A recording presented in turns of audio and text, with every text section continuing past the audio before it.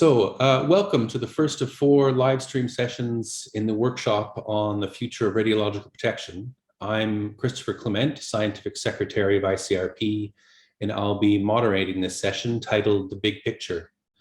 We have 5 presentations on a variety of subjects related to the review and revision of the system of RP.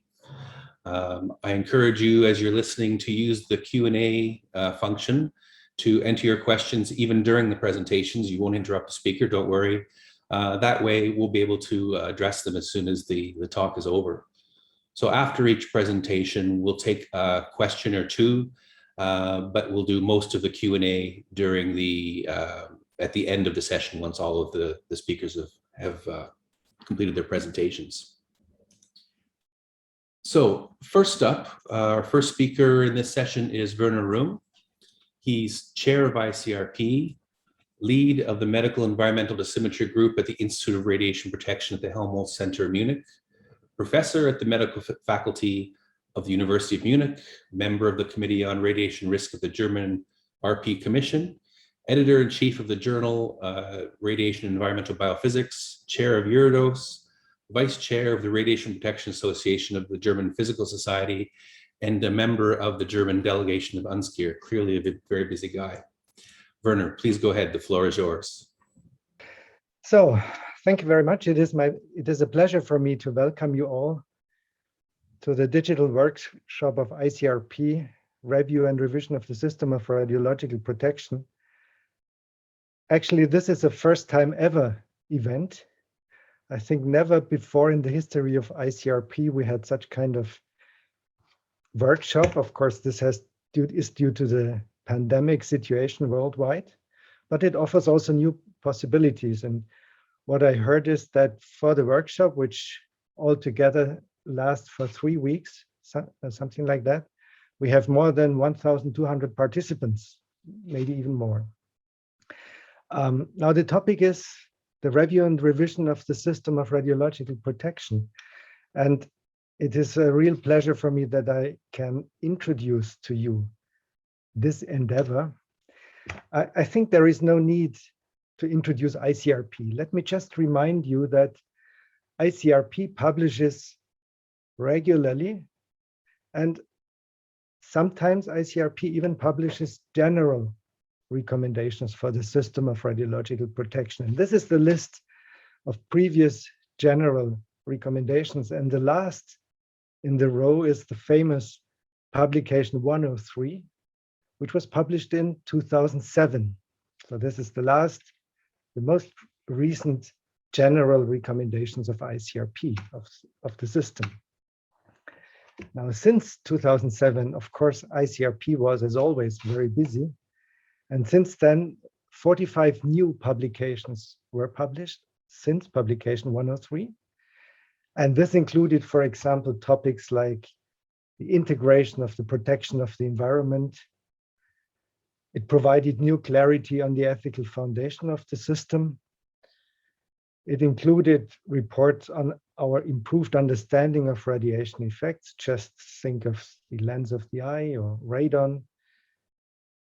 There was a focus on the protection against tissue reactions, publication 118, for example. And a number of publications dealing with the experience with the exposure situations as introduced in publication 103. This time also saw an increasing engagement of ICRP with stakeholders, in particular after the accident in Fukushima in Japan.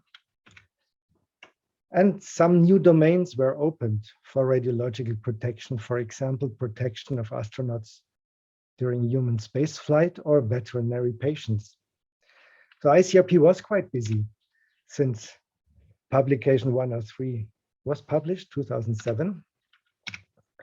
But now it's time to reconsider, to revisit these general recommendations. And for this, we have to recognize any gaps, if there are any.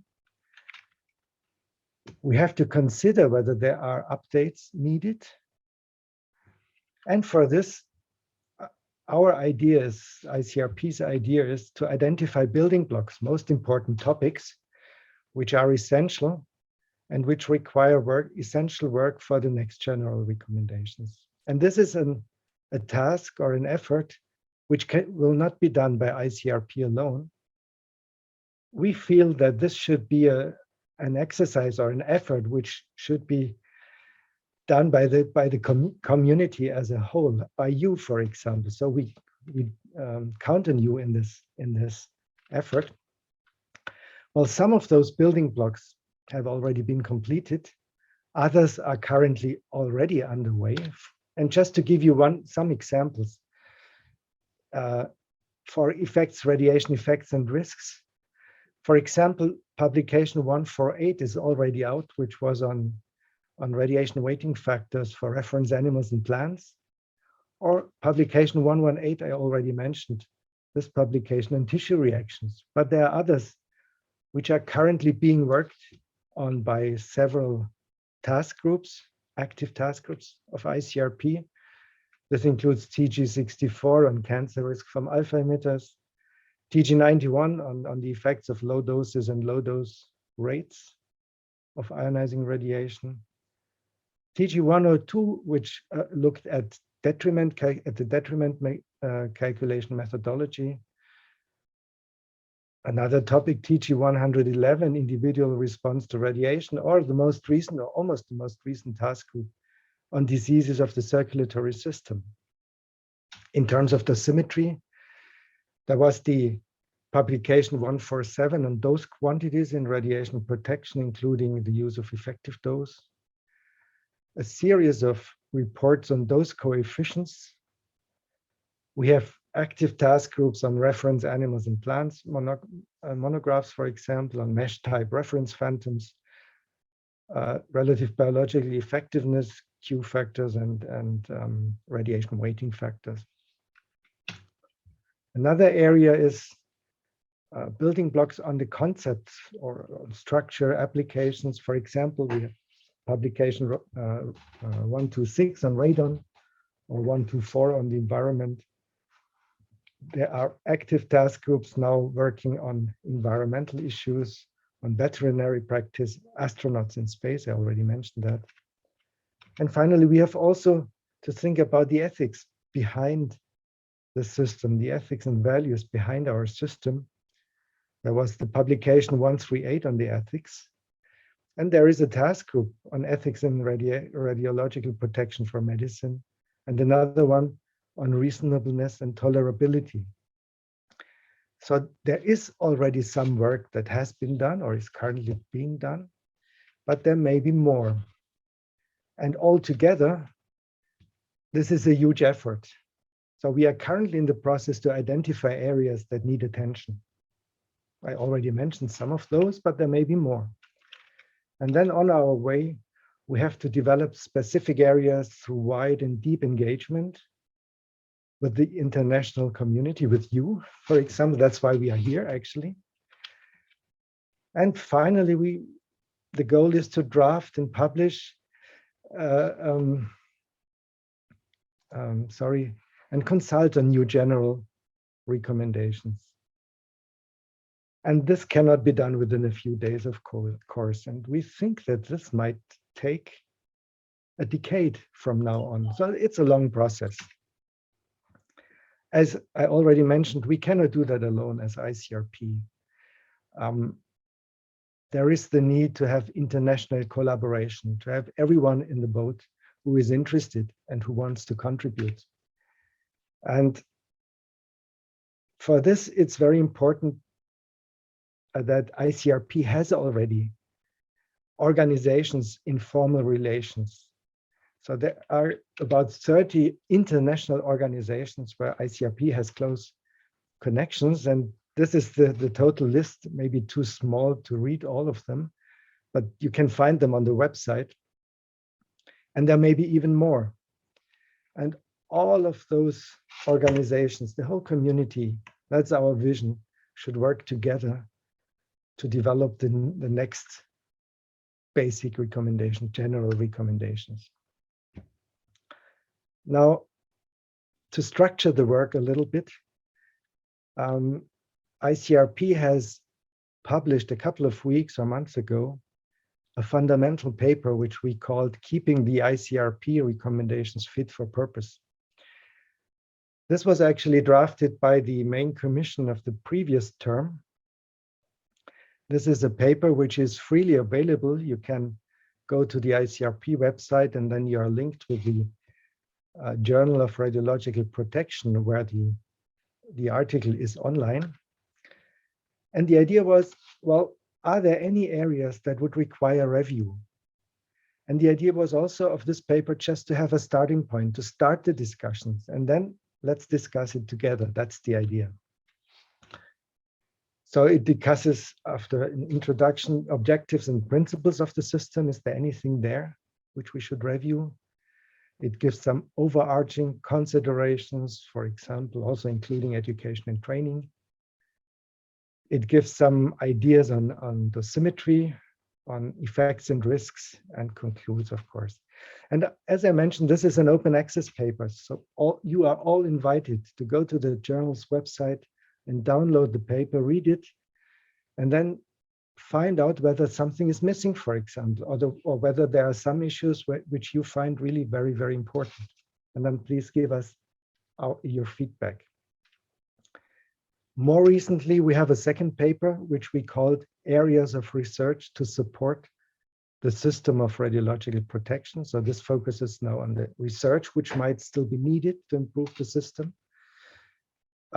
This was also prepared by the previous main commission, by the previous committees. So it was, again, a joint effort of whole ICRP. And it discusses, it gives examples where, for example, research to support radiation risk assessment could be improved, or research to support dosimetry, or research to support applications, implementations of the system. And there might be more examples. And again, we encourage you to read the paper, to think about it, whether there are additional topics which we have missed in that paper, and then bring it up, please, and discuss it with us. And again, the paper is online at the Journal Radiation and Environmental Biophysics. It's again an open access journal. So please visit the website, download the paper, and then think about it.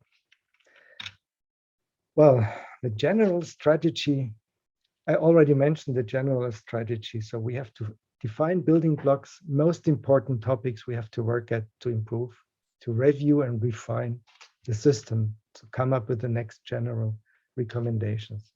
And in that process, I think it's, or we think it's also important to improve the clarity and consistency of the whole system. If possible, if at all possible, we should try to simplify wherever possible. But of course, we should always keep in mind that the system needs to handle very complex situations, very different situations, exposure situations. So we have to find a compromise. Maybe this is the picture at the moment of the system, a bit complicated sometimes. And the idea is maybe we can come to this picture. But again, always keeping in mind that we have to deal with very, very complicated, very, very different situations when we consider radiation protection. Well, and finally, let me come to the conclusion. This workshop now here is meant as a starting point in that process. And I'm pretty sure there will be a lot of discussions going on. And we are interested that you share your ideas, your comments with us. This is the first step, this workshop. And now the next step maybe will be next year. And I would like to remind you maybe or announce that the next symposium of ICRP will take place in a year from now on November 2022, hopefully as a face-to-face meeting in Vancouver in Canada. And the topic of this symposium will again be, of course, the focus will be the next general recommendations. And I'm pretty sure that this symposium will build on the experience we are making and on the things we are learning during this workshop together with you, with all of us together. And with this, I wish you a very, very interesting workshop, 2 days during the live sessions today and tomorrow, but also during the 3 weeks to come, where you can see all the recorded on-demand presentations. Please use the platform, discuss, chat, and share with us your ideas. Thank you very much.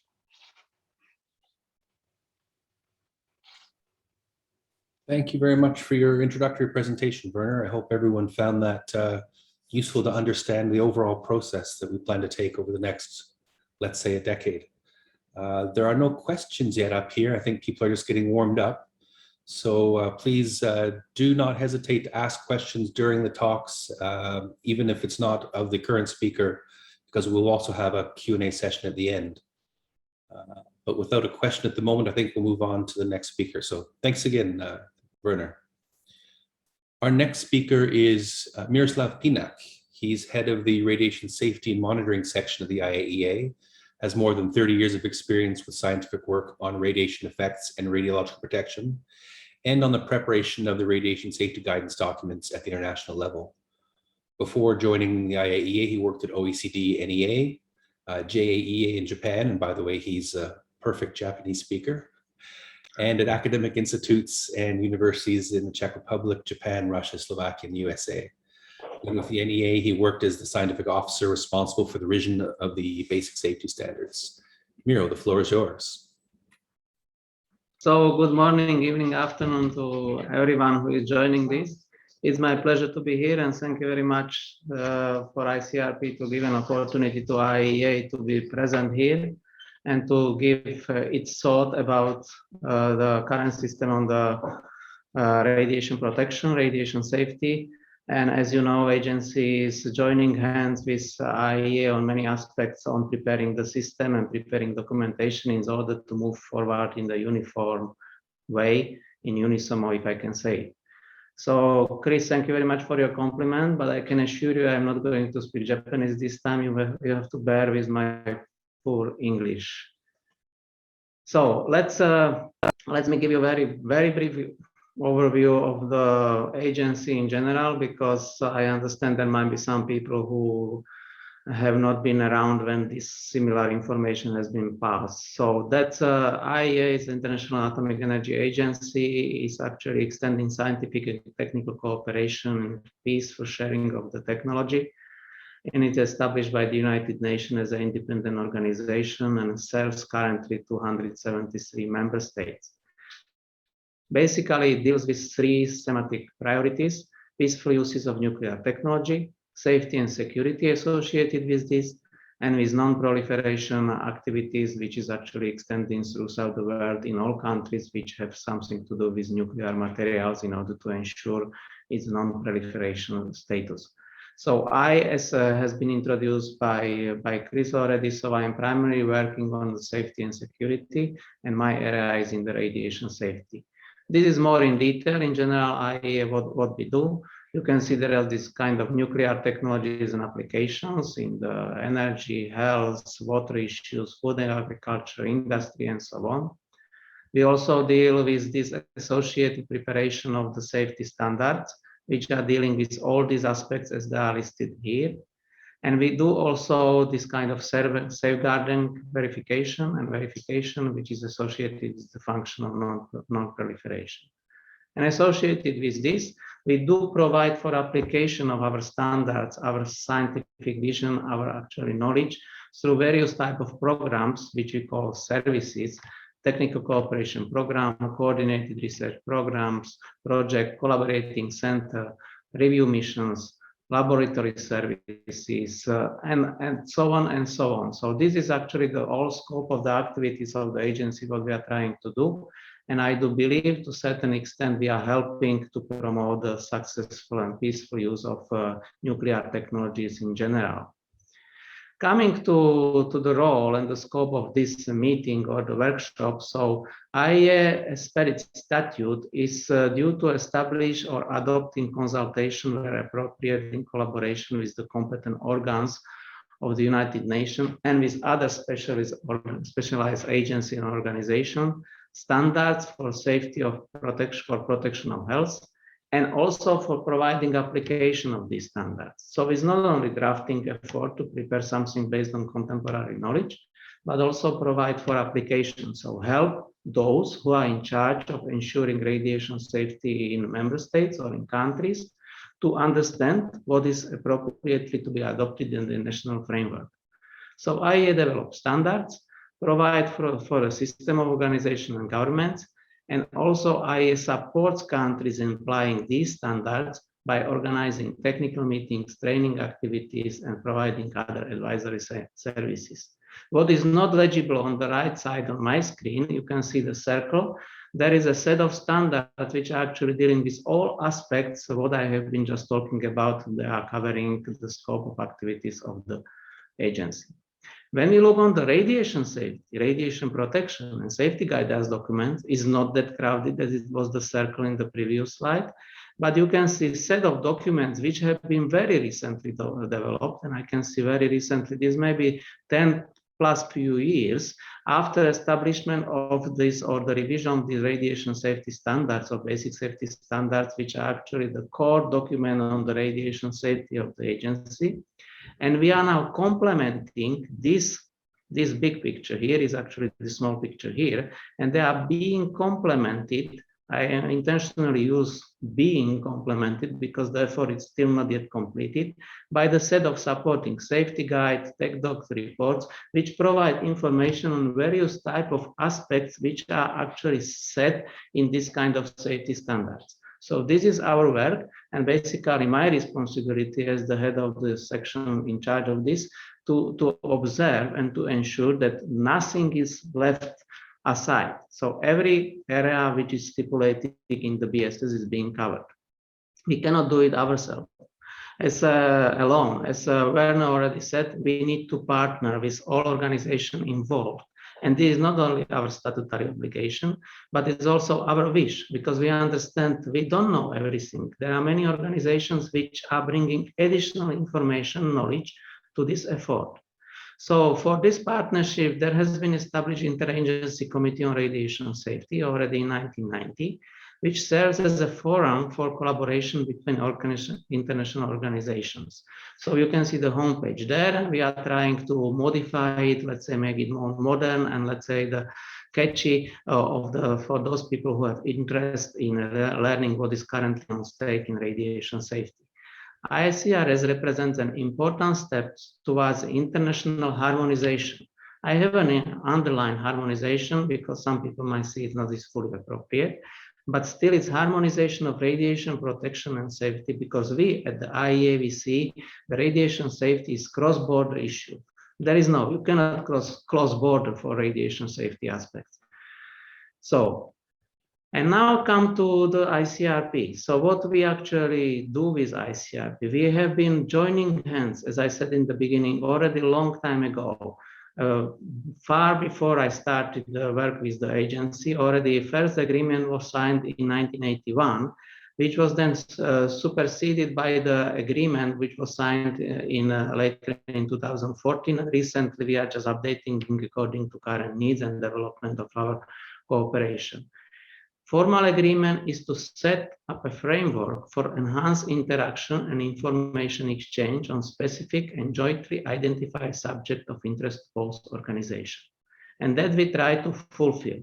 At least I do believe some of our colleagues at the ICRP, head by Chris, they can confirm that we are trying to be as cooperative as possible in order to listen what is important to bring from the science through ICRP to us and then to promote to our member states in the form of publications. So in the examples of cooperation, the recent ones you can see on the screen, not reading everything. We work on norm. We work on the exposure to radon. You know the last discussions which have been concerning those conversion coefficients or factors. Protection of patients, which is a huge area because it brings a lot of parties around which have different priorities, different intention, different education, different knowledge on the radiation safety. It's absolutely necessary to communicate and modestly listen what is on stake, what they would like to hear from us from the point of view to ensure this useful use of the radiation safety. Cooperation through ICRS, there has been just few examples. We, for example, were able to achieve some sort of agreement on the new dose limit for the length of the eyes. We issued a document dealing with ionizing radiation screening devices at airport. It is not listed here also on the radon, and some other documents which could be identified through the ICRS homepage. And coming to the system, which is actually the scope of this presentation, or this symposium, we do believe at the IEA that system of radiation protection, contemporary system, is robust, fit for purpose, and has been performing well. GSR Part 3 or BSS is built on this RP system as it is described in 2007 recommendation from ICRP, as was mentioned by Werner, and is also following by certain other supplementary recommendations depending on the specific area. The endorsement of the GSR Part 3 was in a large number of international organizations, and the full set of IEA safety requirements only very recently have been completed, and associated safety guides are still either published or in preparation, as I could show you in the previous slides. The IEA and the co-sponsor of the GSR Part 3 are presently focusing on assisting national authorities in implementation of the safety standards, and this way on improvements of radiation safety. This requires a huge, considerable human and financial resources, including IEA effort. Diverting these resources by changing or adding to the RP system needs to be driven by a clear and significant benefit, and would necessarily mean that the important work would need to be deferred. So member states, IEA member states, need more time. And this is a message from the position of the IEA. They need more time to fully implement what has been promoted through the new system of radiation protection, and as it is actually worded down in radiation safety requirements. In this context, stability of the system is of paramount importance. This is just slides showing what are the challenges of member states. So I do believe the presentation will be available. So you can see there is establishment of legal regulatory framework, responsibility of government specific to medical exposure, exemptions and clearance. We have currently on the desks, or our desk, our colleagues' desk, the revision of the document, monitoring and reporting from public exposure, registrant and licenses responsibilities, optimization, regulatory body responsibilities. So we are trying to bring in practice what has been brought from 2007 to BSS or GSR Part 3, and now it is actually guides, and we are bringing guides to the practice. This is our way. So challenges suggesting more clarity about simplification of the system. Werner, I like your last picture, one of the last picture from point A to point B, how to get there. So there is more elaborative on that. There are some areas where the implementation of safety standards are based on the recommendation ICRP have led to certain challenges in member states. For example, identification of requirements and recommendations from the three exposure situations: planned, emergency, and existing, because I don't have time to go into elaboration on this, but they are supported on the three categories of exposure: members of the public, workers, and patients. You have three here, three there, and you need to find some sort of consensus for understanding and then for application. Implementation of justification optimization, consistent protection strategy for existing exposure situation, given the broader scope of the exposure situation. Now we are discussing at RASC what is the proper format of this documentation to be prepared by the IEA and how to fill the gap which has been identified. So there is a need to understand whether more guidance from IEA is needed or more recommendation from the ICRP. Here I call for very, very close cooperation to continue. In the view of many IEA member states, the system has become too complex. Introducing further complexity, for example, creating a new exposure category for the environment, would slow down adoption of RP system. And this is our goal, to adopt it, to make work safer. Simplification would be welcome while keeping the pillars of the system intact. The IEA supports increasing clarity and consistency as well as simplification to better communicate by keeping the pillars of the system intact. Both relate more to guidance and implementation rather than to a revisit of the system in itself in its already complex way. And concluding, the system of radiation protection is robust, fit for purpose, and has been performing well. The full set of IEA safety requirements based on the ICRP system, I should have underlined that, has only recently been completed. Current focus of IEA, at least, and all the other organizations I can, as far as I know, focus on providing for application of these requirements. Member states are still implementing the just completed IEA safety requirements. In this context, the stability and a message on stability is of paramount importance. Member states' challenges are associated with the implementation of or interpretation of radiation safety standards rather than with RP system itself. And our experience from this communication indicates that there is a need for support for more clarity and consistency, as well as eventual simplification, again, coming back to awareness presentation, to better communicate while keeping the pillars of the system intact. And this is just more information for those who are interested. Where you can go, you can click on those links and find more information on our activities. Thank you very much for your kind attention. And thank you very much, Miro, for your very helpful presentation. There are a few questions in the Q&A now. Thank you very much for people starting to engage there. We'll take one for you, Miro, then we'll capture the rest later. This question is, what is the relationship between IAEA and ICRP? I know you touched on it already, but perhaps you could expand. And should IAEA wait for ICRP recommendations to make standards? Again, as I say, our relationship with ICRP is very good. We have actually very active working relationship. Just a couple of days I was speaking with Chris by the phone. The only problem is the time difference to Canada and Vienna. So, but otherwise we are working well. So we can actually participate very actively on all work of the ICRP, which they allow us. And I can tell they allow us and invite us even to participate on most of the activities they do. And vice versa, that our door at the IEA is open for the IEA to any activity where we feel there is a potential benefit for bringing this information from already existing or new information currently discussed at the IEA. We have also legal agreement with the ICRP, which is working well, because always it's good to have something in written.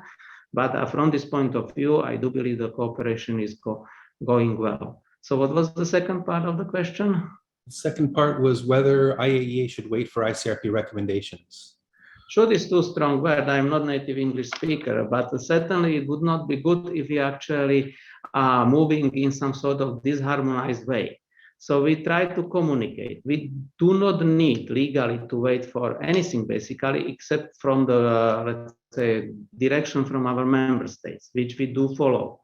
But we try to discuss what is on stake, what is going on. It means it's difficult to wait because, you know, the ICRP as well as the IEA to prepare publication, to go through all the processes and so on, it takes some time, which is usually longer than shorter.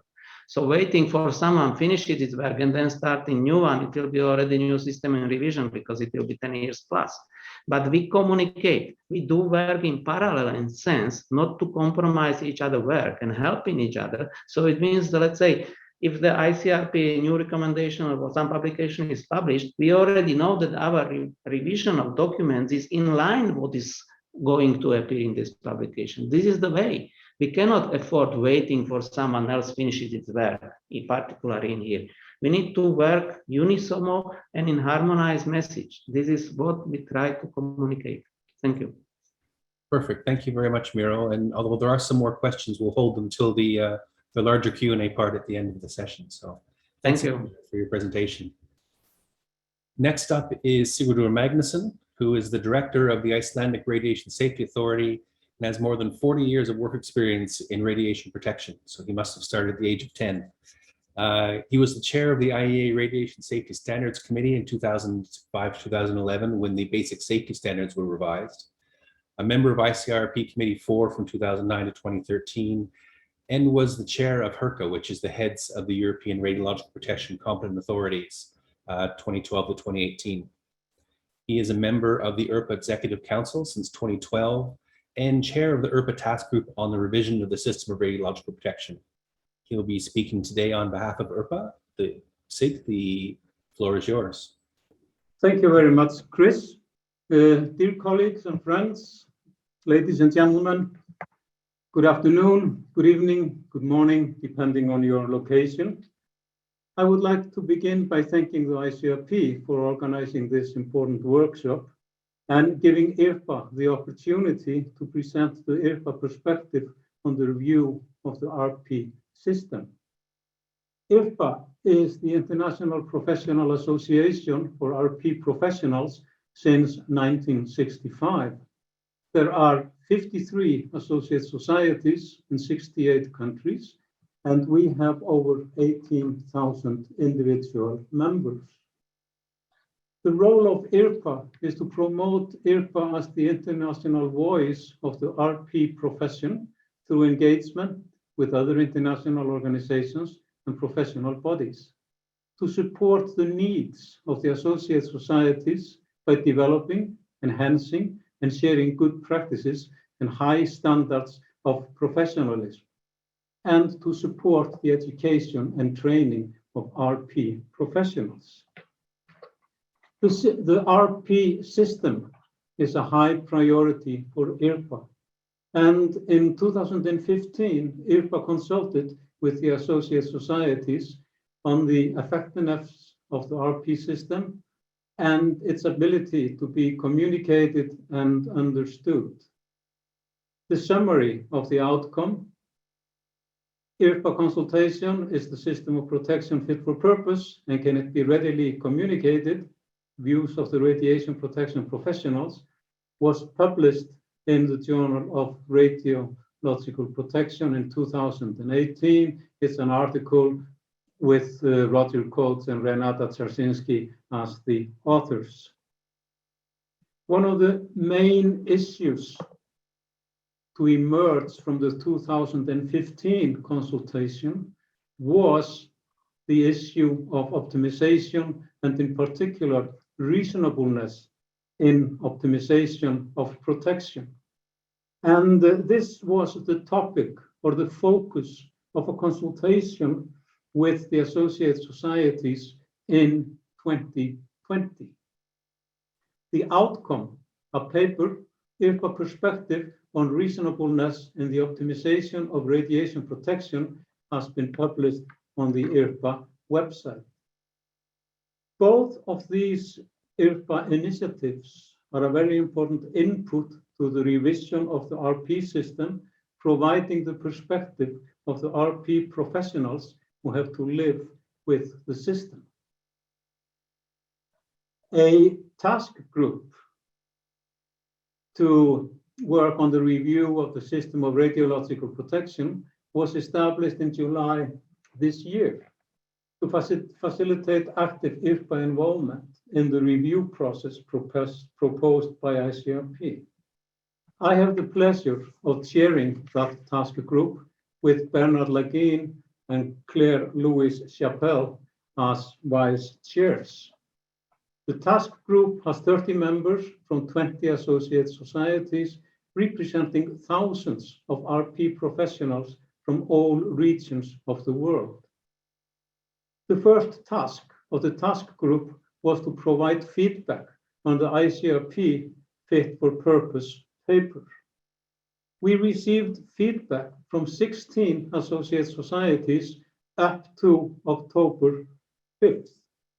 I would like to take the opportunity and thank all of those that submitted feedback for their important contributions. The feedback received will be submitted to ICRP and placed on the IRPA website. We have carried out an initial assessment of the feedback, and broadly speaking, what we are seeing are variations on the same themes as we saw in the consultations in 2015 and 2020. Also, we see that there is good agreement in the feedback received. We welcome the ICRP initiative to an open and transparent process, and the approaches outlined in the ICRP paper are generally supported.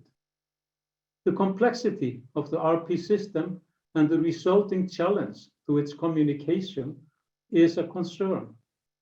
The importance of communicating with the public on radiation and risk is stressed. And there is a proposal to use the context of natural background and its variability to improve the communication of radiation risk. There is a concern that the RP system has become overly conservative and its applications in the regulatory system are even more conservative. The recommendations must be implementable in the regulatory framework in a reasonable way without any undue burden, be it financial or other burdens. There is need for stability in recommendations, as we heard very clearly in Miro's presentation. And I can testify to that, attending workshops organized by the IEA in different parts of the world. This is one of the key messages we receive. Also, any change in recommendations must have a net positive benefit.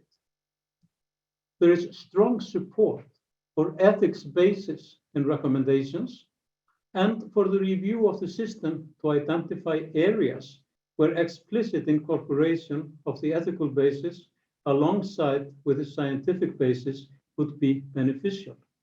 And there is a proposal to explore the possibility of fully integrating Publication 138 in explaining the RP system and to pursue lines of communication on the basis of ethics rather than the system. There is strong support for improved clarity, consistency, and transparent stakeholder engagement.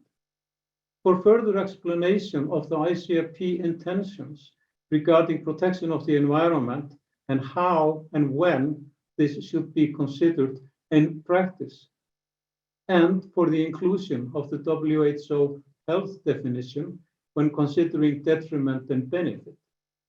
However, we also note the concern that using the WHO definition of health could be problematic to implement, thinking about mental health effects resulting from exaggerated fear.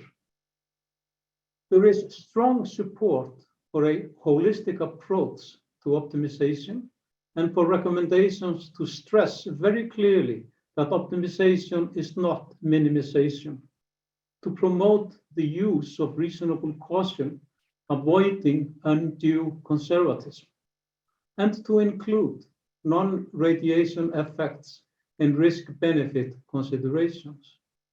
There is a need for more practical recommendations for holistic approach to optimization. And now to an area of disagreement, the LNT. There needs to be a balance in managing risk at low doses so that the regulatory efforts and financial burden is commensurate with comparable risks in other areas and other industries. There is a concern that the LNT approach leads to unreasonable efforts at low doses and prevents practitioners from saying that the radiation practice is safe. And this may contribute to mental health impacts from fear of radiation. There are questions raised, such as, can the LNT, or rather the use of LNT, be improved in the light of new research results?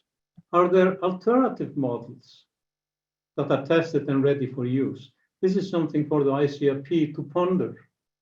However, almost all associate societies support the continued use of LNT as a pragmatic, conservative approach while recognizing uncertainties at low doses. There is a proposal from one associate society that the introduction of a low dose threshold is investigated. The threshold could be somewhere between 1 and 5 millisieverts per year, with planned exposures below this threshold, subject to no regulatory governance. And one associate society strongly disputes statements made regarding evidence for and use of LNT in radiation protection. There are proposals for additional areas to be considered by the ICRP, such as more comparison of chemical and radiation exposures, more consideration of the combined effects of radiation and chemical exposures, especially at low doses, and more elaboration on uncertainties involved in estimating radiation dose and the total detriment. Now, what will the next ICRP general recommendation look like? Nobody knows, but at the end of this journey that we have just embarked upon, we could have a publication that begins with a shorter description of the ethical basis of radiation protection, continues with an extensive description of the recommended RP system, and ends with recommendations concerning the implementation of the system, fit for purpose over the next 2 decades. So, in conclusion, IRPA welcomes the inclusive approach taken by ICRP in developing new general recommendations. IRPA will actively participate in the revision of the ICRP general recommendation as the international voice of the RP profession, providing the perspective of the RP professionals. Now, there will be ample opportunities over the next year to discuss future ICRP recommendations, and I would like to draw your attention to a few congresses that IRPA is organizing. There will be a North American Regional Congress in February next year, and there will be a European Regional Congress in Hungary in June next year. There will be a Latin American Regional Congress in October next year, and there will also be an IRPA Regional Congress in Africa, in Ghana, in October 2022, and a Regional Congress for Asia and Oceania to take place in India in February 2023. For further information on all these congresses and IRPA activities, you can go to the IRPA website. And last but not least, we have IRPA 16, the International Congress, which is this time hosted by the US HPS and will take place in Orlando, Florida in July 2024. So with this, I conclude my presentation, and I thank you very much for your attention.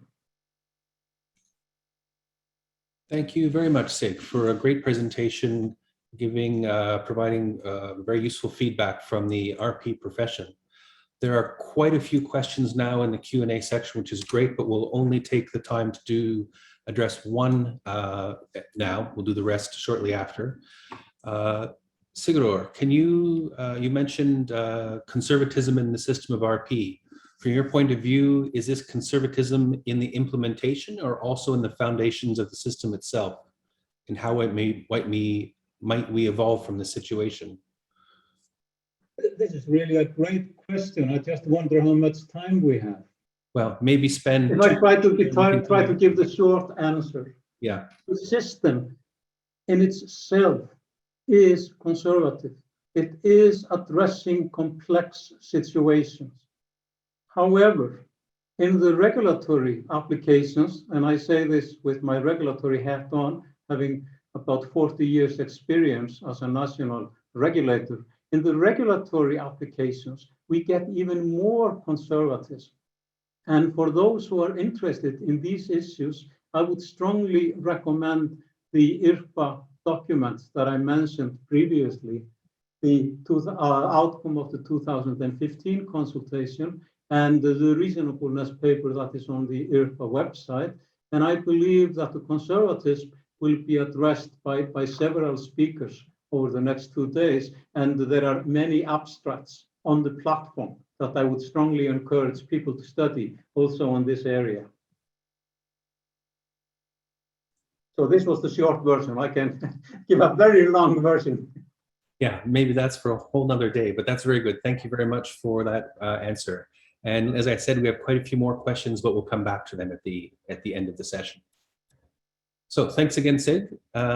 Next up is Catherine Higley. She's a professor and former head of the School of Nuclear Science and Engineering in the College of Engineering at Oregon State University. She's managed the university's radiation health physics program, including developing its online graduate degree into what's now the largest in the US. Dr. Higley's been at Oregon State University since '94, teaching undergraduate and graduate classes on radioecology, dosimetry, radiation protection, radiochemistry, and radiation biology. She is a certified health physicist and a fellow of the Health Physics Society, member of NCRP, and a former member of ICRP. Kathy, the floor is yours. Thank you. All right, well, thank you very much for the kind introduction. And my talk is going to be a little bit different, I think, than those that you've heard before, talking about what should be the role of higher education in the future of radiological protection. So let's get started. You've probably seen this particular illustration before in some variation or another, and I believe it actually came about because of work done through IRPA. And the intent is to show the 4 pillars of radiation protection, where you go from the science to the principles, to the standards, to the practice. And within that, you have principal organizations, UNSCEAR, ICRP, IAEA, IRPA, that all have roles to play in this particular effort. And again, there's a number of organizations that communicate with folks in the process, but this is sort of our concept of how the system is supposed to work. But the reality of it, there's more to it than just these 4 pillars. There's actually some important underpinnings to the system.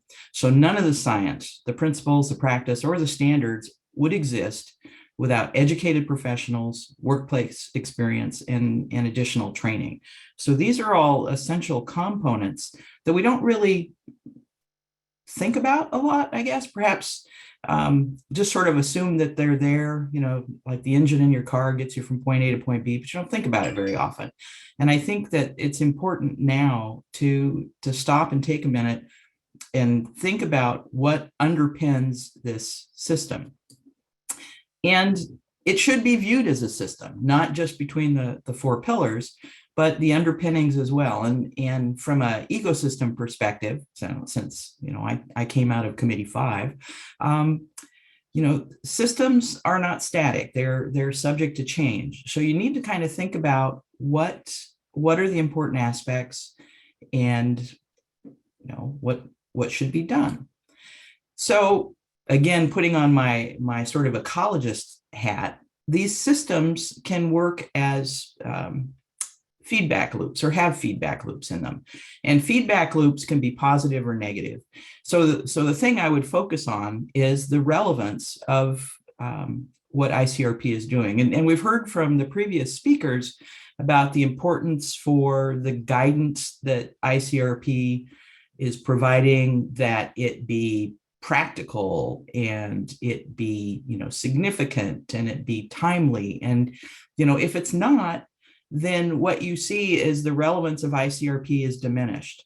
Now, also important in that discussion is that the members of ICRP, there have to be enough members that are actually competent and that are engaged with what ICRP is doing and what the radiation protection community needs to help generate relevant guidance. And so both of these factors, the number of members that are out there, the guidance that they're generating, all of these contribute to whether or not ICRP is viewed as something that is useful, relevant, versus being an impediment. And so it's important to think about how do you manage this system? What can you do? Now, I've been involved in the education system, higher education system in the United States for almost 30 years now. And what we've seen across the board in radiation protection programs, listed here as HP programs, is that there's been a general decline in the number of programs, and also a precipitous decline in the number of students entering into these programs since the late 1980s. And the key point is that ICRP members start from academia, not necessarily from U.S. institutions, but the problem is within the United States, many of these programs are declining. And there's a paper that's listed at the bottom of this that explores some of the issues in the U.S. and elsewhere that just recently came out as a consequence of the IRPA meeting earlier this year. So, why are there issues in academia, certainly in the U.S.? And it comes down to resource constraints. In the United States, we have issues of revenue for these programs. A lot more students are trying to make sure that people have access to higher education, because an educated workforce is an engine that helps drive prosperity.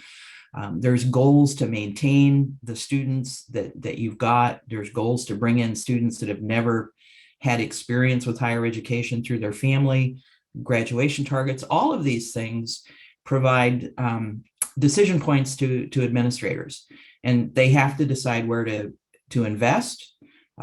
They have to decide where to cut. And most importantly, they have to decide what programs are actually essential to the functioning of the university. And so radiation protection programs, which tend to be very small, not terribly well funded, can be put on the chopping block because they're not viewed as sufficiently important to contribute to the overall mission of the institution. Okay. So the reality for radiation protection programs, particularly in the US, but I'd argue this is actually global, is that they need to continually demonstrate their value to their administrative deans, to oversight boards that run institutions, to the industry that uses radiation protection professionals, and also to government and other institutions. They need to be reminded of the importance of these academic programs. And I will say that in the United States, in the last 6 to 9 months, we have seen a tremendous uptick in the number of job positions that are posting for radiation professionals. But that's simply not enough. Just because your students are getting jobs, you need to continually demonstrate your viability and your importance to your institution and to government to make sure that this program can exist. And so the question I ask is there a solution within the radiation protection system that can help contribute to the stability of these academic programs? And I would argue that there is, and I think it's possible for it to benefit the academic programs and also benefit ICRP as they go forward in considering where does radiation protection go into the future.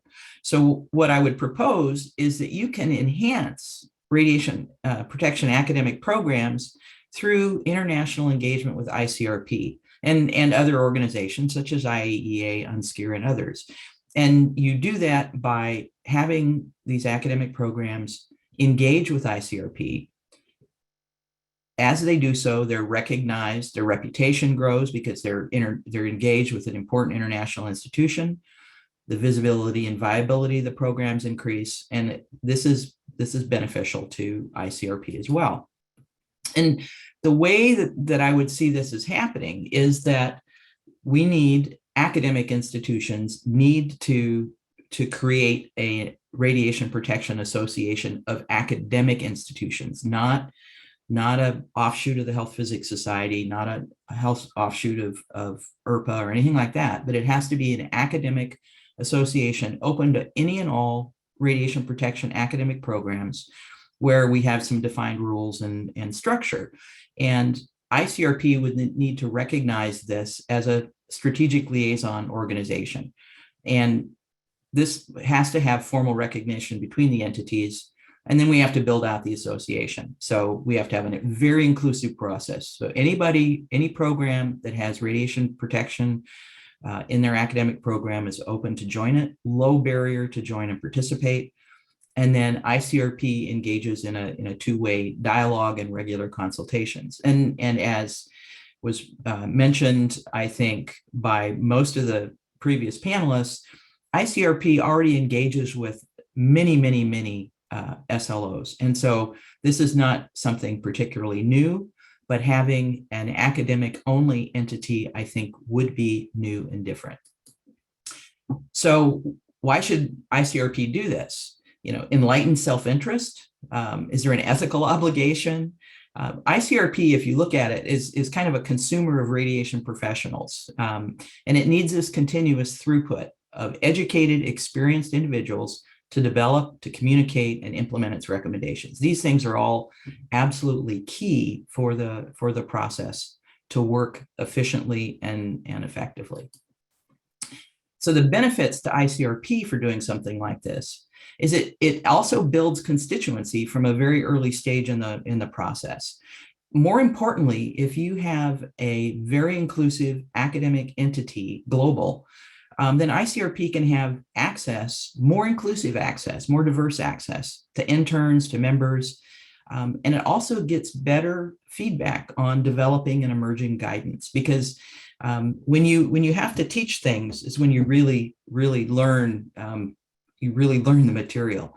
For academic programs, the benefit, we create a truly global academic community.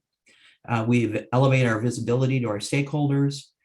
Also, it improves our understanding of ICRP, and we can gain more insight into, you know, scientific inquiry that's going on in these particular areas. So it's a benefit to everyone.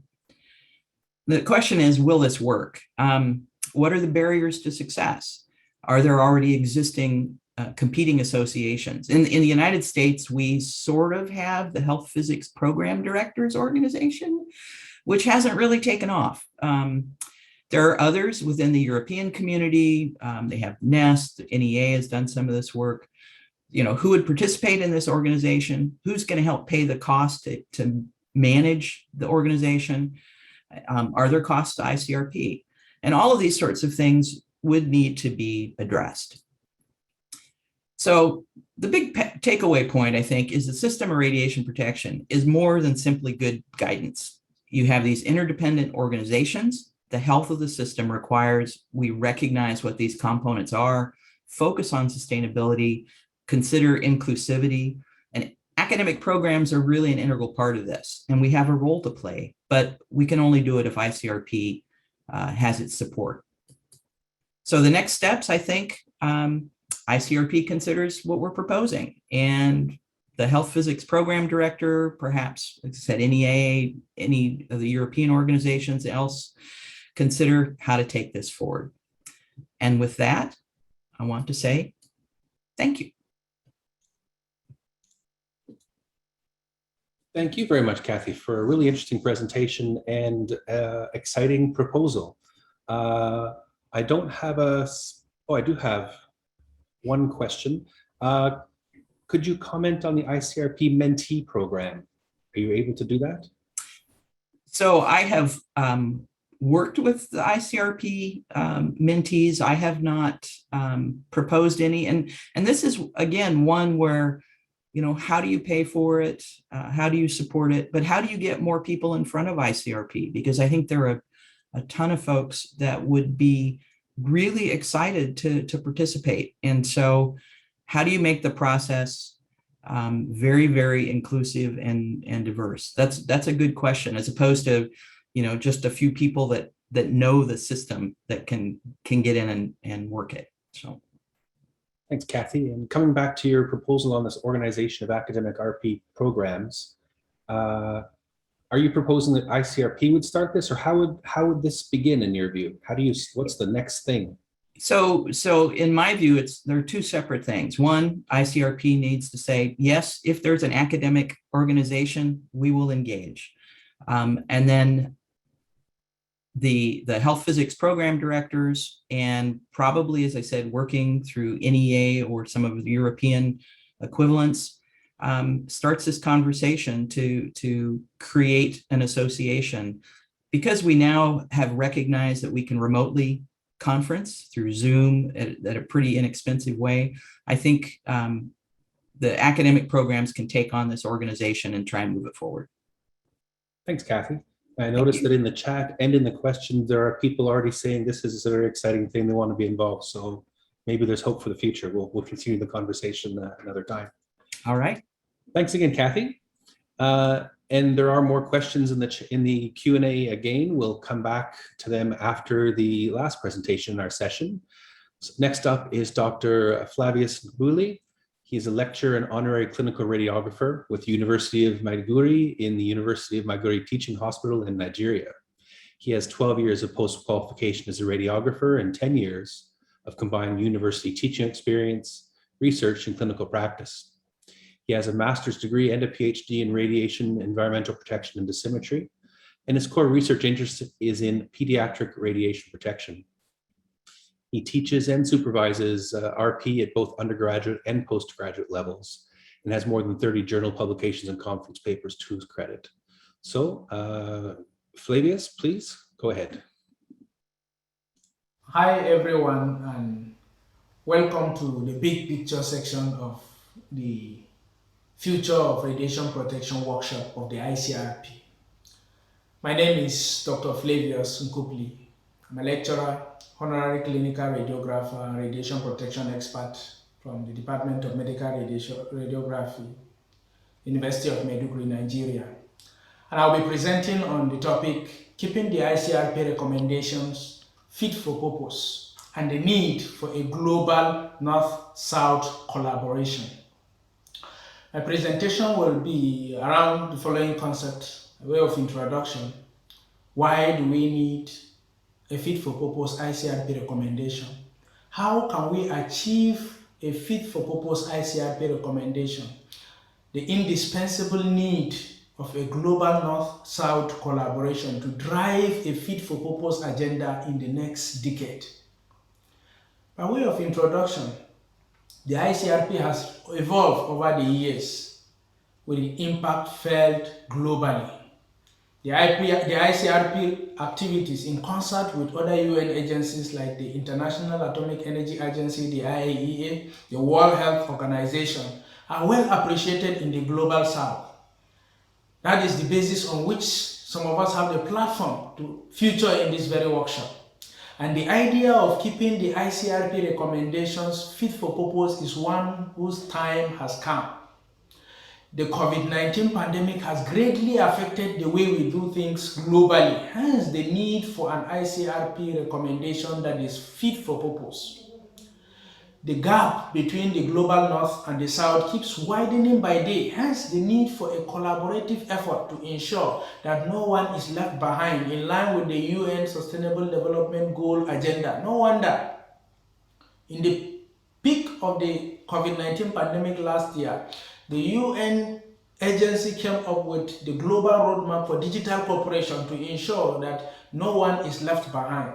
And the next decade is very significant for health as well as other aspects of human endeavor.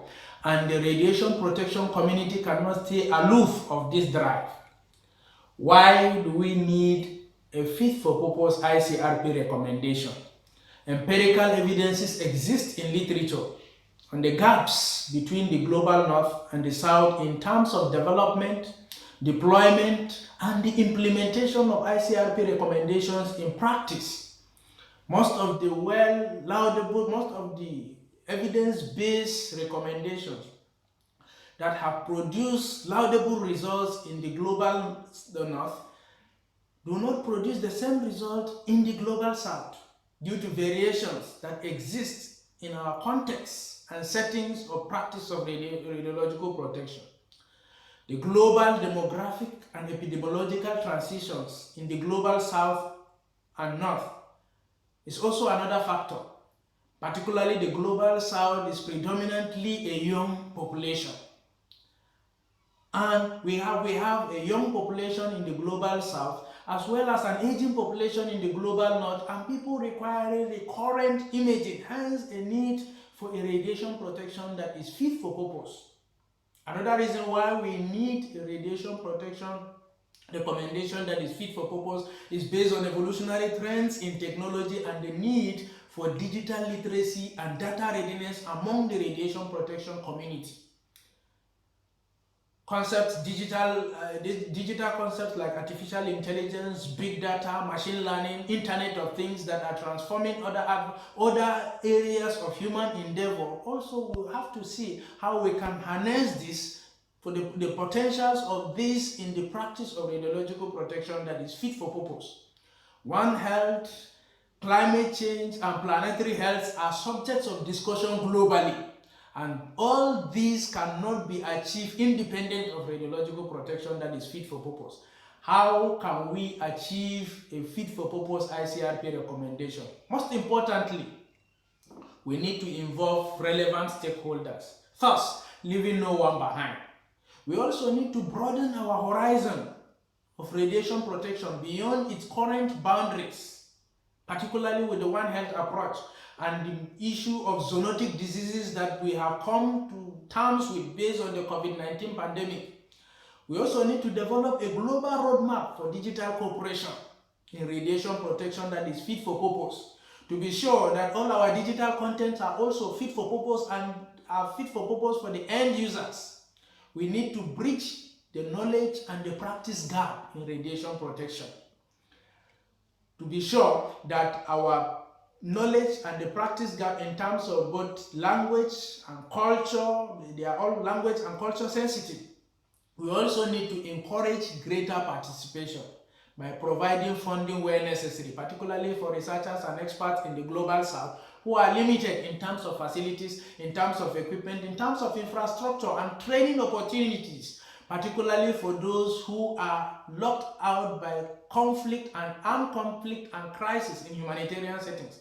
The presenter is also a victim of that. Hence, we need support. We need a global North-South collaboration for a fit-for-purpose ICRP recommendation and urgent call for action.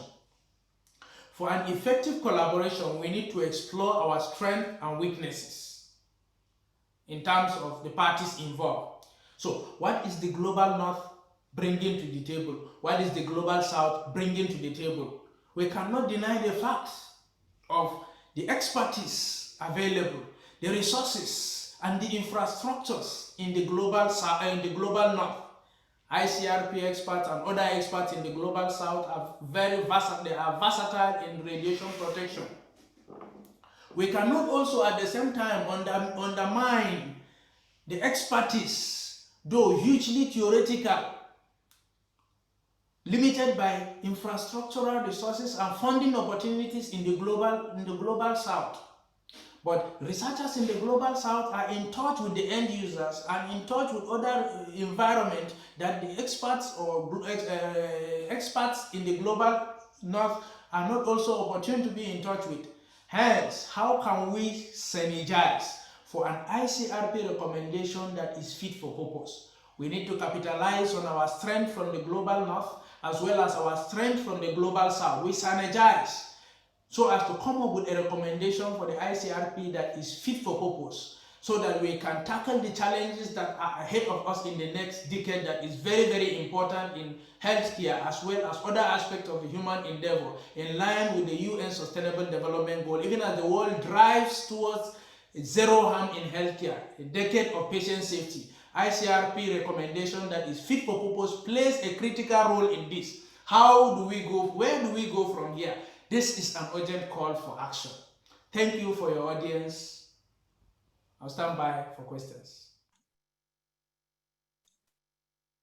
And thank you very much, Flavius, for your presentation. It's clear that the recommendations of ICRP must be international, and therefore they must be developed internationally, including the North, the South, the East, and the West. And I hope that events like this one help, because it's much easier for people to join from anywhere.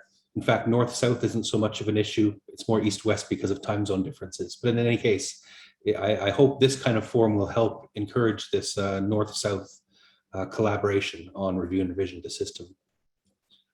I don't see any specific questions for you, Flavius, so I think we'll move right on to the general Q&A. If some come up, certainly they'll be addressed. There are quite a few questions, but we'll get through what we can during this session. Let me start with one for Werner. So Werner, there's a question about considering the potential timescale of up to a decade for the review and revision. How much of that time will be allocated to identifying specific areas of the system that require review? The questioner assumes that there'll need to be a deadline beyond which no new topics for review can be proposed. Yes, thank you very much for this question. Well, actually, the process has already started, as I mentioned in the introduction. So ICRP has already engaged, has established task groups, and we are working on it.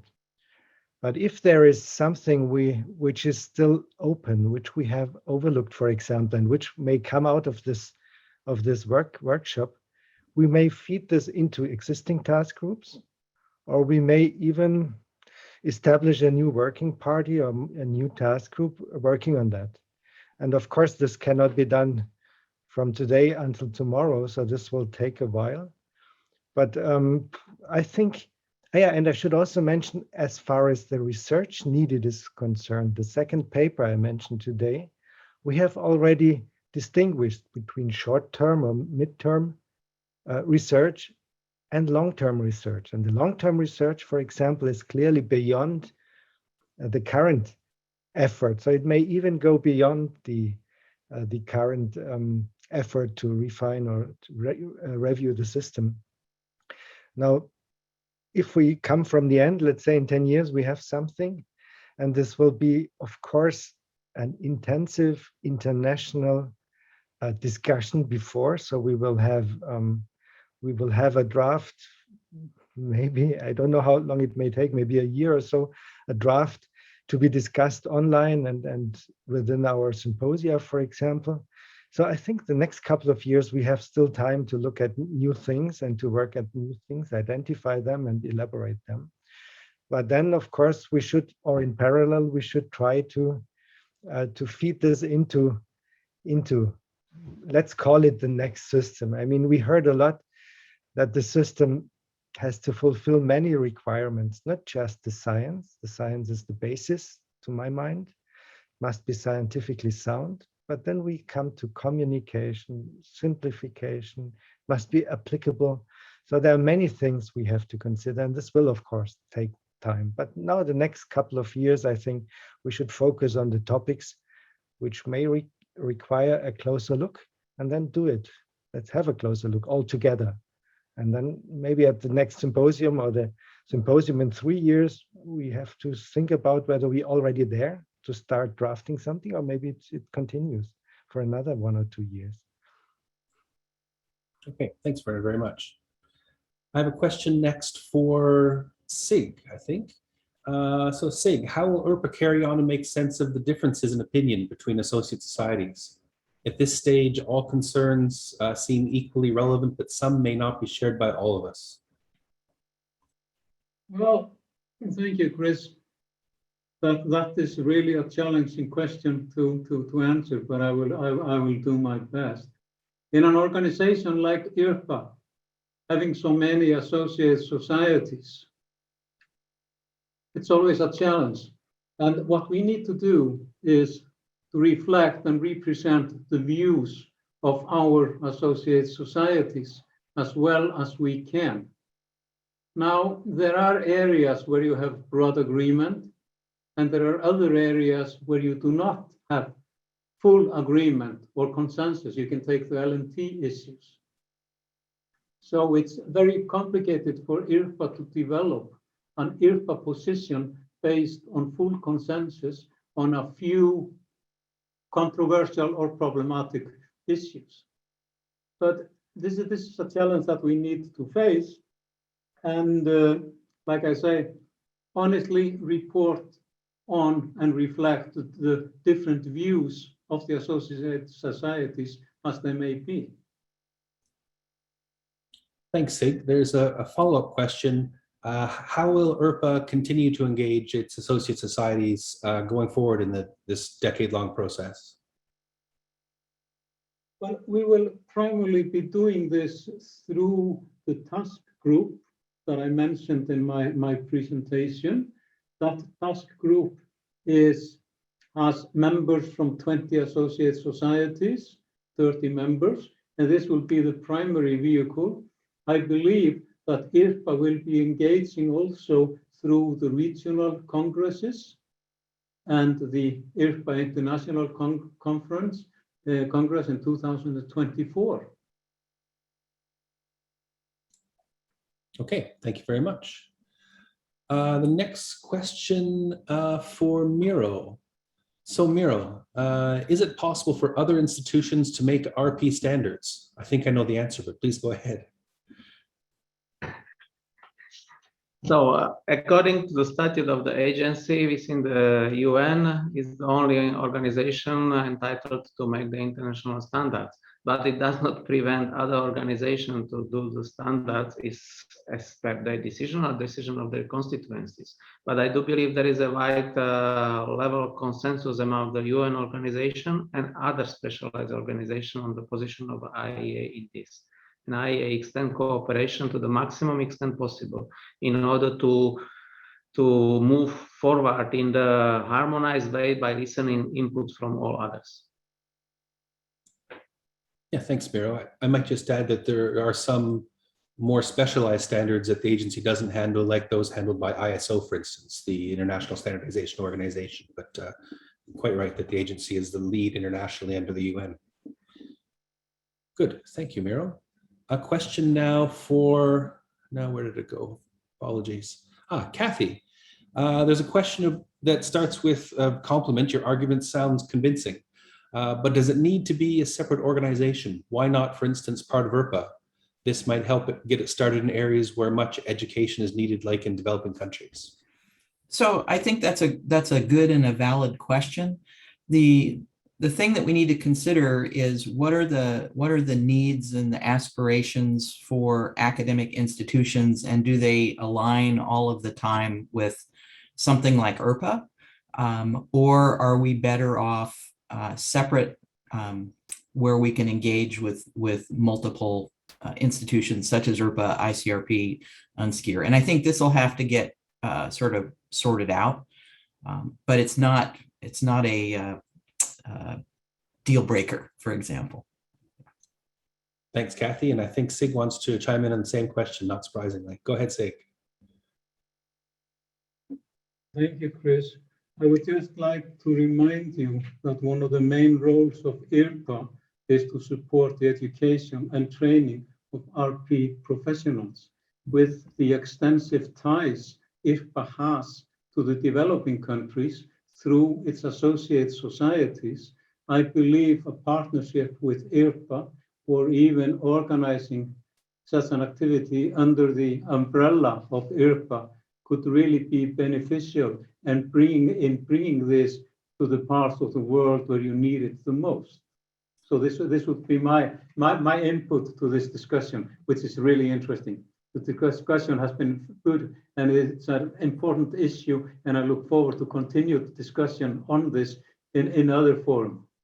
This sounds like an invite. Yes, I believe it is. Thank you. Oh, look at that action right during the middle of our workshop. That's fantastic. Would anyone else like to comment on that same question from the panel before we move on to the next? If so, you can raise your hand or just start speaking. If not, a question for almost anyone, but let's start with Werner. So the main customers of the RP system are by far the citizens. How should ICRP engage with citizens and embed them in decision-making about the system? So let's start with Werner, and if others would like to chime in, please go ahead afterwards. This is true that in the end, I mean, our system is for the people. And we need feedback from the people. And we need to communicate what we feel is important and get feedback from them again. So this, maybe it's part of the stakeholder process we think is important. Of course, also patients, just another example, I mean, citizens. Patients are also people who benefit from radiation, but of course we have to protect them if needed. So in the end, this is the end user, I would say. Thanks, Werner. Would anyone else like to comment on this question about involving everybody who's interested in this? Miro, may I say? Go ahead. Yeah, just I would like to say that most people probably know that the agency has a very well elaborated system how to collect the feedback through its constituencies, which are represented by the permanent missions or the committees presentation. So we have mechanism there. So we try to listen what are the practical issues with implementing of particular standard or standards, and also having this kind of topical sessions and other mechanism which actually brings issues which are not in the standards yet, but they would like us to have addressed. So there is a mechanism which we follow in order to get this kind of feedback. Back to you. Thank you. Thanks, Miro. I think Sig, you want to speak? Yes, thank you, Chris. The engagement with the public on radiation and risk is a high priority area for IRPA, and I would like to draw your attention to a document from IRPA, Practical Guidance for Engagement with the Public on Radiation and Risk, that was published in 2020, and you will find this document on the IRPA website. Thank you. Thank you, Sig. Anyone else? Perhaps I'll make a brief comment as well as ICRP Scientific Secretary. We know this is a priority for ICRP to engage with the people who, in the end, make use of, benefit from the system. The whole reason for the system is protection of people and the environment. One thing that we've done is create ICRpedia, which is, although it's a few years old now, still in its infancy, but it's one attempt to make our work on RP more accessible to a wider audience. So we also see this as a priority in ICRP. Let me move on to another question. So I'm not sure who this will go to exactly yet. I think it might have been mentioned in Sig's presentation, but anyone can have a shot at it. Can you expand on why using the WHO definition of health, and in brackets specifically mental health, could be a problem? The fear of radiation seems to sometimes drive a lot of radiation regulation. Should RP practitioners be partnering more with social scientists when looking at RP regulation? Thank you, Chris. If we look at the WHO definition of health, it says a state of complete physical, mental, and social well-being, and not merely the absence of disease or infirmity. What I said in my presentation, that there had been raised a concern that using this definition could be problematic to implement due to, shall we say, mental health effects resulting from exaggerated fear of radiation. And I fully agree with the part that the RP practitioners should be partnering more with social scientists when looking at RP regulations. And this goes for the regulators as well. And I think it goes even for the ICRP and the IEA. We need a broader and more holistic approach. So this would be my short reply. Thanks, Sig. Would anyone else like to comment on that from the panel? I think we're all agreeing with you, Sig. Very good. So next question. We have one for Flavius.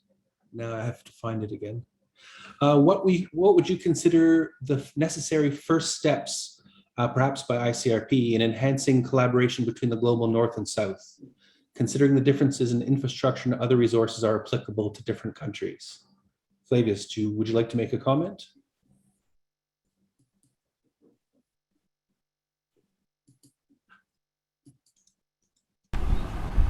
Yes, Chris. I would like to make a comment on that. I think in this regard, ICRP are already on track. Prior to the COVID-19 pandemic, I got a mail from you on the mentoring program the ICRP was initiating. I think that's a very good idea. It's a step in the right direction if we need to really catch the next generation. mentoring program providing opportunity for cross-fertilization of ideas between the North and the South is very, very important. That will also enhance the implementation, because we bring our ideas from the grassroots, from the end users, where we also actively engage with the public, as the last speaker rightly said. These unique peculiarities and individualities within our peculiar environments will be brought to bear through this mentoring program. I think that idea of the mentoring that the ICRP came up with prior to the pandemic should be strengthened. Thank you. That's the little I can say for now. Great, thank you very much. Werner, please go ahead. May I just add, Flavius already mentioned this in his presentation, but now during the pandemic, we learned how to engage with each other with electronic means. So we all can do Zoom, and it's very easy to communicate now. So we should use those means and engage much, much closer. And this could just be a very simple way to do it. So maybe we learn from the pandemic now, and we use it for our purpose. And this is clearly one example where we could benefit from our experience now. Thanks, Werner. I agree wholeheartedly. Next, would anyone else like to make a comment on that point? We have a few more minutes left. If not, let's move on to a next question. This one for Miro. Miro, we all know that some inconsistencies between the ICRP recommendations and the international standards exist. Should these not be resolved? Thank you very much for Chris. Thank you for the question. The answer is simple. Yes, they should be resolved. But the problem is actually how to resolve and what time frame and what is the nature of the issue, which is inconsistency. There are a few of inconsistencies, I would say, or different perception of the message coming from the ICRP. This was coming, when the BSS GSR Part 3 was revised. It was particularly because of the classification into strict exposure situations, which actually was the major change from the previous BSS 1996. So, and this actually brought the situation. There were few paragraphs or few requirements which were due to appear in different, let's say, part of the book in order to not clear categorization or the classification of the exposure situation. But yes, we are working on these gaps where they exist. We have certain issues where we do not have a common ground at this stage. We are trying our best in order to find a consensus in order not to confuse those who are actually using our recommendation. Because if ICRP says something, it must be actually taken by the scientific and other regulatory community and professional community. And an agency should not advise against this, but it should actually take it into practical means. If there is some problem of differences, we should put our professional position. We have professional issues related, for example, the radon dose conversion coefficients. We have been taking large effort within ICRS in order to put clarity on that, what for is this for? Because there are always reasons behind of anything what is happening. So there are differences not in the scientific ground, which are actually serving to formulating certain application. But that in this sense, ICRP has more freedom in sense. We are, as IAEA, we are more bound to the practical applicability of what is appearing in our standards. We need to take into account not only what is absolutely ideal from the point of view of science and maybe recommendation, but what is really applicable in particular setting of country or countries. And this might seem we are actually coming up with slightly different positions, but it's not absolutely true, because when we come to discuss this, we actually find we have the same ground, but the applications might put certain limitations on that. Thank you very much. Back to you, Chris. Thanks, Miro. And I agree that the IAEA and ICRP text may not read exactly word for word the same often, because the purposes of the two are different. I mean, ICRP presents recommendations and principles basically, and the IAEA has to put it in more regulatory language to help its member states. Werner, you would like to add to this? Please go ahead. Yes, just briefly, because this seems to me is also a very important topic for the future, for the process now. So we have a number of organizations, and Kathy, for example, showed the many organizations which are floating around radiation protection somehow. And the whole thing starts with UNSCEAR, the United Nations Scientific Committee on the Effects of Atomic Radiation, and then ICRP, IAEA, and all the others join in. And of course, we should try, if at all possible, to avoid fundamental differences in views and positions. And the basis for this is that we work closely together. And this is actually what we try to do. We as ICRP try to do now with the new recommendations, development of the new recommendations. So we are in very close contact with UNSCEAR, for example. We are in very close contact with the agency, for example, with IRPA and all the others. And this is really the basis. We would like to develop this not new or refined or reviewed of the system of radiological protection together in a joint effort. Maybe we moderate it as ICRP, or we focus on the recommendations in the end, but it should be a joint effort to avoid as much as possible, maybe not always possible, but as much as possible, to come to a close view of the whole system. Thank you, Werner. Would anyone else like to comment on that? If not, we move to the next question. So the questioner says, the current system of RP and its implementations are paternalistic. What consideration is given to empowering people to protect themselves? This has been attempted for indoor radon and was widespread decades ago in education of the US public to protect themselves following nuclear attack. Perhaps Werner, would you like to address that one? Oh, sorry, I forgot to lower my hand again. But of course, education and training is one key. And we just heard from Kathy that this should be done. In the end, we should allow people to help themselves, for example, in case of an accident. And this is one of the lessons, as far as I know, which was learned after the accident in Fukushima. So those people who had to live in contaminated areas, what helped them was that they got the means to help themselves. So this is really a really very, very important aspect which should be included and considered in the system in radiation protection. Thank you. Yeah, agreed. And the questioners referred to radon. In our radon recommendations, we also have a similar approach where both authorities and individuals have responsibilities for protection, just like after a nuclear accident, where actions of authorities and actions of individuals play key roles. I suppose a larger question that we might consider in the future is how we might broaden that to other situations if it's applicable. We have a few minutes left. A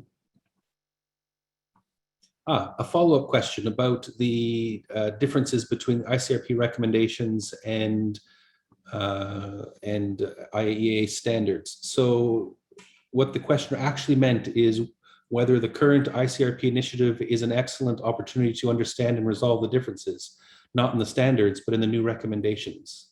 So perhaps, Miro, you want to say anything more, and or Werner, perhaps? Yeah, for this kind of general question, certainly we'll be very closely continuing working. So I studied very deeply, for example, the last article which has been published. So this is the intention. And we are more than ready to enter into discussion with ICRP in order to move forward how we actually can structure our program and communicate, because we are being already approached by our member states. How shall we progress with implementation of your standards? If there is something new coming up, we would need to look again for that. So this kind of, I need to know from, let's say, ICRP, what is actually going to be discussed and how it could be discussed and what it needs to be answered to those people in order not to prevent them to move forward to achieve better level of radiation safety, high level, because this is our common goal. Finally, it's the person who needs to be better protected. And which approach we pass the information to him or her, it doesn't matter in the end. We need to pass the same information. This is the intention. If coming to ICRP, IEA should be ready for that. If we have some issue with applicability, I say it to ICRP. This is our joint work. There is no other way in the current interconnected way. We cannot wait 10 years until ICRP finishes its publication, then we prepare our and so on, and after 20 years we will have something perfect. But this does not work this way. We only can work together, and this is the only way. I fully agree. And this workshop and the 2 papers that were recently published by ICRP in the open literature, free to access, are, I think, a positive sign showing that ICRP wants to, and in fact must, do this review and revision, this refinement of the system of protection over the next decade in a very transparent and easy to access way, so everyone can be involved. There should be no surprises at the end, because all of us will be involved in this process. Of course, we'll never have full agreement on everything. There'll be disagreements, but nonetheless, we should all understand how this is being developed. Please, Werner, go ahead. Just to support what Chris said, so it will be a process which will be transparent and open. And this paper, Fit for Purpose, and the Research Gaps paper are just 2 examples.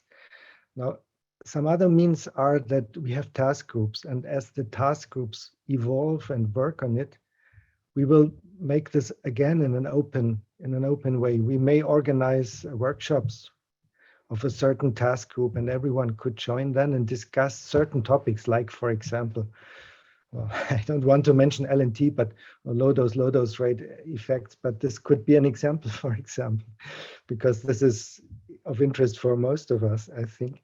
So this will be also a means to be as open and as transparent as possible. Thank you, Werner. We're getting towards the end of the session, but we certainly have time for 1 or maybe 2 more questions. This is a question to all of the panelists. What are the panelists' views on individualized risk assessment? Is this something being considered? And if so, what are the approaches that may be important to achieve this vision? Who would like to take that one on first? Maybe Werner in relation to TG 115, or more Yes. broadly? So this is also an excellent question and a burning issue. So we have precision medicine now, so medical treatment can be individualized to individual patients. So what about radiation protection? How far can we individualize it? And this is tricky because on the one hand, there might be additional or new scientific evidence. We have a task group 111, exactly looking at the scientific evidence behind. You may consider a number of issues where it will be important, for example, protection of patients, where one could add an individualized note to radiation protection. There might be other, for example, in emergency situations, you could think about it, or in radiation protection of astronauts, where we have some approaches which are individualized. On the other hand, of course, I think it will be difficult to imagine, at least for me, to see individualized dose limits for everyone, depending on age or sex. So there will be some aspects of individualization which we have to consider, or maybe consider, and the task group, we have a task group looking at it. And again, we would be very much interested to get your view, what you feel, how far one could go at the moment, and how far, and where there is a limit where we shouldn't go beyond, because it must still be practical, the system, it must be ethically sound. And so there are many, many different aspects which one has to be considered once one wants to go towards individualization. But we have it on the table, and we are interested in your views. Thanks, Werner. Mira, you want to contribute? Go ahead. Thank you very much, Chris, and thank you, Werner. I just follow what you have said, so I fully agree. There are two aspects actually. One is individualized radiation protection, which is already currently in place because we have individualized radiation protection in medical settings. You take into account anatomy of the person, position of the tumor, and some other aspects of that which is actually taking place in the let's say the program for the treatment. So this is already in place, and this is individualized, very highly individualized for this. And there are also some sort of, let's say, professions which require certain specific protection for that person who is actually taking certain operation. So these are placed. I don't know whether the question is more for individual radiosensitivity, which is a different story, and as Werner mentioned. But speaking for the IEA, so IEA is currently not undertaking these discussions because there is no such intention to move forward with this in our member states. But certainly if the science moves and the perception of the science and ethics is taken into consideration, IEA will be happy to listen. But at the moment, these discussions are not taking place at the IEA. Thank you.